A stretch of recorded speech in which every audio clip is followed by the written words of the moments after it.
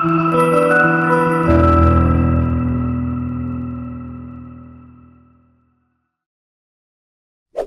हूं सत्येंद्र और स्वागत है आपका एक और नए वीडियो में।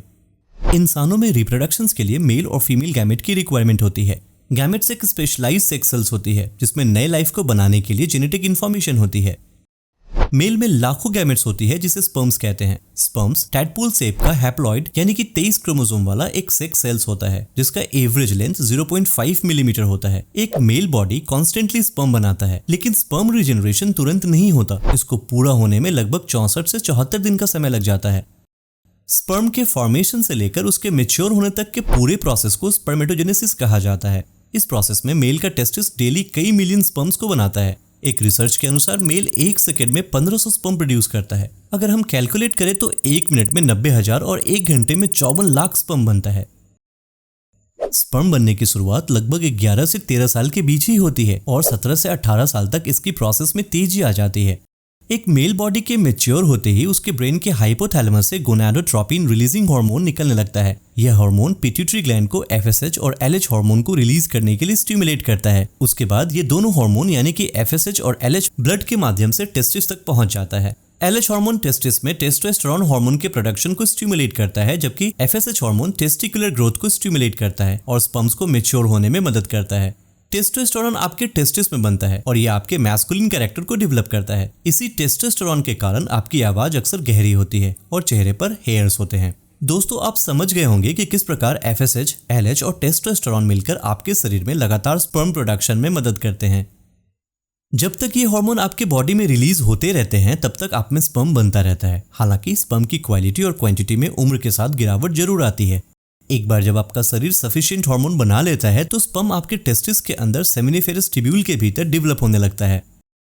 दोस्तों, मेल जेनिटलिया पेनिस और स्क्रॉटम से कंसिस्ट होता है। स्क्रॉटम के भीतर टेस्टिस और कुछ डक्ट जैसे कि एपिडिडिमिस और वॉस डिफरेंस होता है।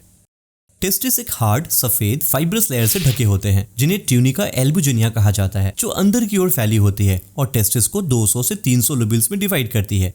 इन्हीं लोब्यूल्स में प्रेजेंट लॉन्ग और कॉइल्ड सेमिनिफेरस ट्यूब्यूल्स में स्पर्म फॉर्मेशन होता है। इस सेमिनिफेरस ट्यूब्यूल्स में दो टाइप की सेल्स होती है, जिनमें एक सेल्स को सेटोली सेल्स कहा जाता है जो स्पर्म्स के लिए नर्सिंग सेल्स यानी कि स्पर्म्स को न्यूट्रिशन प्रोवाइड करता है। वहीं दूसरी सेल्स मेल जर्म सेल्स होती है जिससे स्पर्म प्रोड्यूस होता है। सेमिनिफेरस ट्यूब्यूल के भीतर germ cells highly ordered sequence में बाहर से अंदर की ओर अरेंज होते हैं। ट्यूब्यूल्स के बेस पर जो एडल्ट जर्म सेल्स होती है वहीं से स्पर्मेटोजेनेसिस प्रोसेस की शुरुआत होती है। स्पर्मेटोजेनेसिस के दौरान एक डायप्लॉइड जर्म सेल्स अपना साइज बढ़ाकर एक डायप्लॉइड प्राइमरी स्पर्मेटोसाइट्स बनाता है। यह diploid primary spermatocytes first meiosis cell division से गुजरती है, जो प्राइमरी स्पर्मेटोसाइट्स को दो इक्वल हैप्लॉइड सेकेंडरी स्पर्मेटोसाइट्स में बांट देता है। फिर प्रत्येक सेकेंडरी स्पर्मेटोसाइट सेकेंड मायोसिस से गुजरती है, जिससे 4 इक्वल हैप्लॉइड स्पर्मेटिड्स बनते हैं। ये स्पर्मेटिड्स स्पर्मियोजेनेसिस के थ्रू स्पर्म में बदल जाते हैं।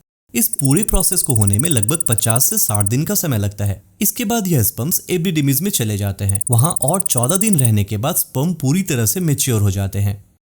फिर जब कोई मेल सेक्सुअली एक्टिव होते हैं तो इजैकुलेशन की प्रोसेस शुरू हो जाती है। इजैकुलेशन के दौरान ये स्पर्म्स एपिडिडिमिस से वॉस डिफरेंस में चले जाते हैं। वॉस डिफरेंस से होते हुए ये स्पर्म्स यूरेथ्रा के थ्रू पेनिस से बाहर निकल जाते हैं। इजैकुलेशन में स्पर्म सीमेन के साथ बाहर आते हैं। सीमेन एक व्हाइट कलर का लिक्विड होता है जो सेमिनल वेसिकल्स, प्रोस्टेट ग्लैंड और बल्बो यूरेथ्रल ग्लैंड के सिक्रीशन से बनता है। प्रत्येक इजैकुलेशन के समय टेस्टिस से लगभग 200 से 500 मिलियन स्पर्म्स निकलते हैं। उम्मीद करता हूं आज के वीडियो में दी गई ये इन्फॉर्मेशन आपको अच्छी लगी होगी। दोस्तों, ऐसे ही इन्फॉर्मेटिव वीडियो के लिए चैनल को सब्सक्राइब करना ना भूलें और वीडियो के नोटिफिकेशन पाने के लिए बेल आइकन को प्रेस करना ना भूलें।